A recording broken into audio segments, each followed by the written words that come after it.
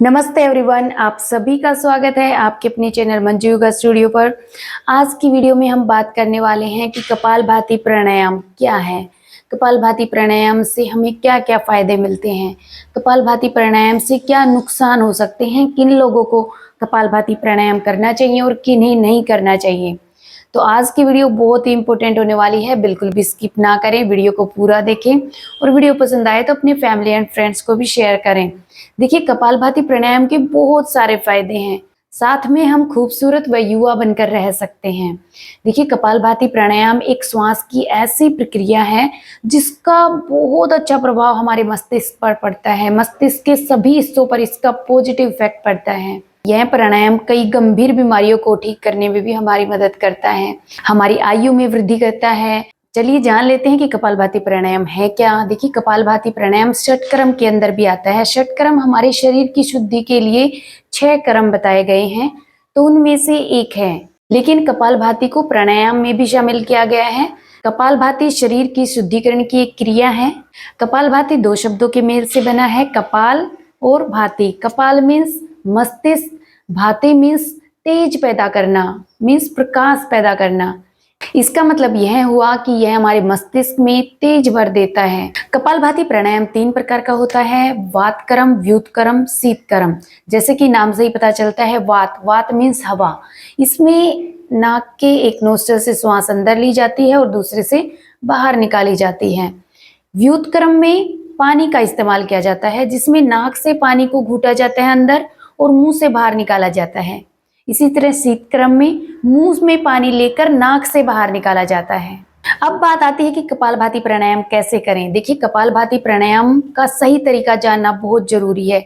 अगर आप सही तरीके से प्राणायाम नहीं करते हैं तो उसके पूरे फायदे हम नहीं उठा पाते। इसलिए वीडियो को ध्यान से देखें और जानें कि कपालभाति प्राणायाम करने का सही तरीका क्या है।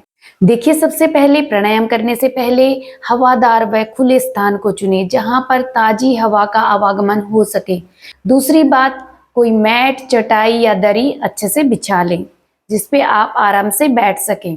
तीसरा, हमें क्या ध्यान रखना है, रीढ़ की हड्डी को एकदम सीधा रखते हुए पद्मासन, वज्रासन या सिद्धासन में बैठें। दोनों हाथों की ज्ञान मुद्रा बनाते हुए और दोनों घुटनों पर सहजता से रख लें। पेट को ढीला छोड़ दें। इसमें श्वासों को अंदर लेना व बाहर छोड़ना होता है। देखिए, इसमें 70 से 80% श्वास को बाहर छोड़ना होता है और 20 या 30% श्वास को अंदर लेना होता है। तो हमें श्वास के छोड़ने पर ज्यादा ध्यान देना है। श्वास अपने आप अंदर चली जाती है, हमें झटके के साथ श्वास को बाहर छोड़ते जाना है। श्वास छोड़ते समय इस बात का ध्यान रखें कि आपका पेट जितना अंदर जाएगा उतना आपके लिए बेनिफिशियल है। पेट की मांसपेशियों को सिकोड़ते हुए पूरे श्वास को बाहर निकाल दें। जैसे ही हम श्वास को बाहर छोड़ते हैं, दूसरी बार श्वास छोड़ने से पहले ही श्वास अपने आप अंदर चला जाता है और हम फिर से श्वास को बाहर छोड़ पाते हैं। तो देखिए, एक बार मैं करके दिखाती हूँ किस तरह से करना है। पहले लंबा गहरा श्वास अंदर भरें, उसके बाद कंटिन्यू श्वास को बाहर फेंकते रहें। देखिए कैसे करना है।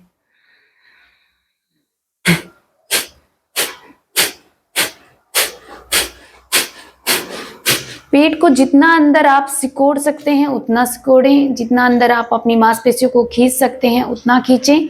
श्वास को पूरे झटके के साथ बाहर निकालें।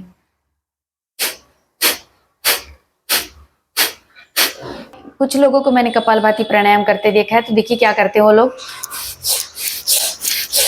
ये नहीं करना है, सिर्फ पेट की मांसपेशियों को अंदर खींचना है, श्वास को झटके से बाहर छोड़ना है। श्वास नेचुरली अपने आप अंदर चला जाता है। देखिए,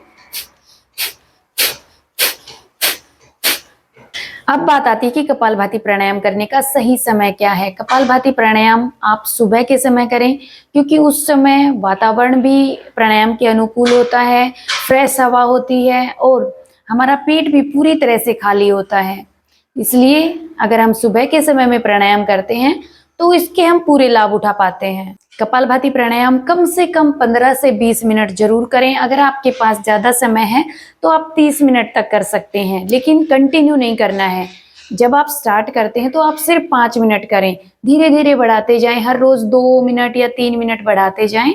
इस तरह से आप टाइम को बढ़ा सकते हैं। शुरू में ही आप पहले दिन आप अगर 15 से 20 मिनट या 30 मिनट करते हैं तो आपको थकान महसूस होगी, वीकनेस होगी, चक्कर भी आ सकता है आपको। इसलिए प्राणायाम करने के समय को धीरे धीरे बढ़ाएं। एकदम से आप 20 से 30 मिनट ना करें। शुरू में आप 5 मिनट से स्टार्ट करें और धीरे धीरे बढ़ाते जाएं। कपालभाति प्राणायाम करने के फायदे क्या क्या हैं? तो देखिए, कपालभाति प्राणायाम के सैकड़ों फायदे हैं, जिनमें से मैं कुछ आपको बताने जा रही हूँ। सबसे पहला क्या है, हर रोज कपालभाति प्राणायाम करने से मस्तिष्क व शरीर के सारे टॉक्सिक्स पदार्थ बाहर निकल जाते हैं और हमारा शरीर डिटॉक्सिफाई हो जाता है। मीन्स हमारे शरीर की पूरी तरह से क्लींजिंग हो जाती है। थायराइड की समस्या कम हो जाती है, आपके हार्मोन को बैलेंस में करता है। कपालभाति प्राणायाम करने से शरीर का रक्त प्रवाह बेहतर बना रहता है, हृदय संबंधी समस्याएं नहीं रहती। इससे आपका ब्लड सर्कुलेशन सही रहता है और शरीर का मेटाबॉलिज्म भी सही बना रहता है। यह हमारे शरीर की रोग प्रतिरोधक क्षमता को बढ़ाता है, इम्यूनिटी को बूस्ट करता है। डाइजेशन भी अच्छा बना रहता है। जब हम कपालभाति प्राणायाम करते हैं तो पेट की मांसपेशियों में खिंचाव आता है, हमारी आंतों को साफ करने में मददगार है। पाचन अच्छा बना रहेगा तो हम जो भी भोजन करते हैं उसके सारे पोषक तत्व हमारे शरीर को भरपूर मात्रा में मिल पाते हैं।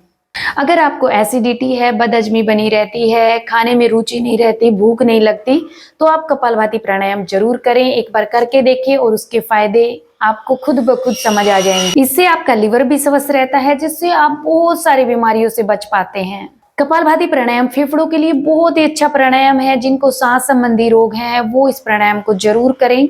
यह हमारी श्वसन प्रणाली को बेहतर बनाता है। अस्थमा के रोगियों के लिए बहुत ही फायदेमंद है। रोजाना कपालभाति प्राणायाम करने से ऊर्जा मिलती है, जिससे हमें बहुत जल्दी थकान नहीं होती। आजकल तनाव सभी में देखा जाता है। कपालभाति प्राणायाम करने से मन को शांति मिलती है, जिससे हम तनाव मुक्त रह सकते हैं। डिप्रेशन को कम कर सकते हैं, जिससे नींद भी अच्छी आती है। यह आपकी किडनी को भी साफ करता है। इससे हमारी बॉडी डिटॉक्स रहती है, खून भी साफ रहता है। और अगर हमारा खून साफ होता है तो पिंपल्स की समस्या नहीं आती, मुहासों की समस्या नहीं आती, त्वचा संबंधी बहुत सारे रोगों से बचा जा सकता है। यह हमारे तीनों दोष वात, पित्त, कफ को बैलेंस में रखता है। जिन लोगों का कोलेस्ट्रॉल बढ़ जाता है वो लोग कपालभाति प्राणायाम जरूर करें, क्योंकि यह कोलेस्ट्रॉल को कम करने में भी बहुत मददगार है। कपालभाति प्राणायाम करने से बालों का झड़ना कम हो जाता है। समय से पहले बालों का सफेद होना भी कम हो जाता है। यह महिलाओं के मासिक धर्म की समस्याओं में भी फायदा देता है। मासिक धर्म समय से पहले होना या बाद में होना, बहुत ज्यादा होना या बहुत कम होना, इस तरह की बहुत सारी समस्याएं होती हैं। मासिक धर्म के समय पर पेट में बहुत ज्यादा दर्द होना, इस तरह की समस्याओं से बचने के लिए आप कपालभाति प्राणायाम जरूर करें।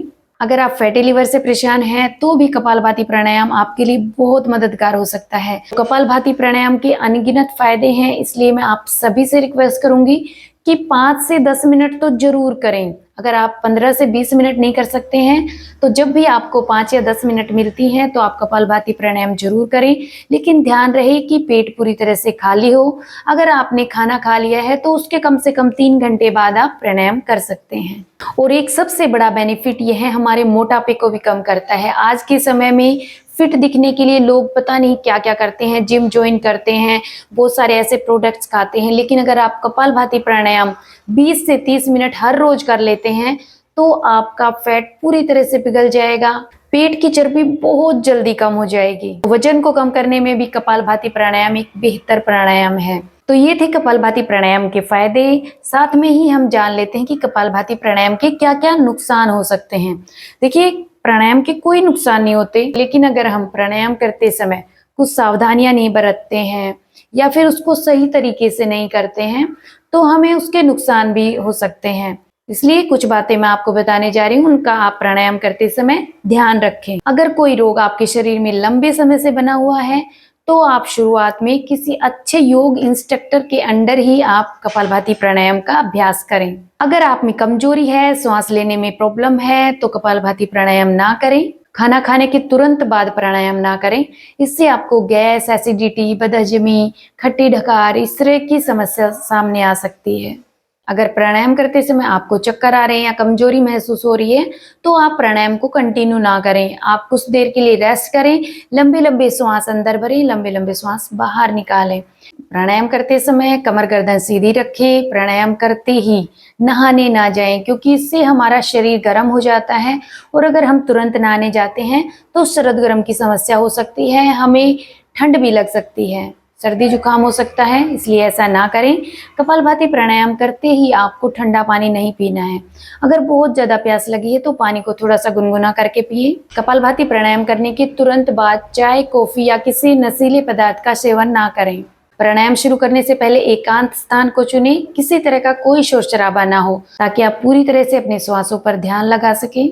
अगर आपके मन में चंचलता बनी हुई है तो आप प्राणायाम शुरू ना करें। प्राणायाम शुरू करने से पहले मन को शांत जरूर करें।